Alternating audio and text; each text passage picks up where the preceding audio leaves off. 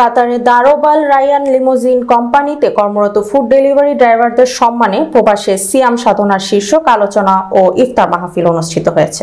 এতে অংশ নেন কোম্পানিতে কর্মরত প্রায় 1000-এরও বেশি ফুড ডেলিভারি ও লিমোজিন ড্রাইভার। দারোব আল রায়ান কোম্পানির সিইও মুফতি মহিউদ্দিন আহমেদ আইকনের সভাপতিত্বে অনুষ্ঠিত ইফতার ও দোয়া মাহফিলের প্রধান অতিথি হিসেবে উপস্থিত ছিলেন কোম্পানির চেয়ারম্যান শায়েখ আহমদুল্লাহ আল হিনজাব। বিশেষ অতিথি ছিলেন চট্টগ্রাম জিরি মাদ্রাসার মুহাদ্দিস মাওলানা সোয়েব ও বিশিষ্ট ব্যবসায়ী মিজানুর রহমান। অনুষ্ঠানের শুরুতে পবিত্র কোরআন থেকে তিলাওয়াত করেন দারোব আল রায়ান কোম্পানির সদস্য কারি মোহাম্মদ সোয়েব। এ সময় উপস্থিত ছিলেন কোম্পানির অ্যাকাউন্টার হাফেজ Siddiqur Rahman, Maulana Abdul Momin, public relation officer Abdul Hannan, operation manager Fardin Rubel, senior supervisor Juhaib Hasan, Mohammad Iqbal ও নূর হোসেন প্রমুখ। শেষে কোম্পানির ব্যবসায়িক সফলতা কামনার দোয়া করা হয়।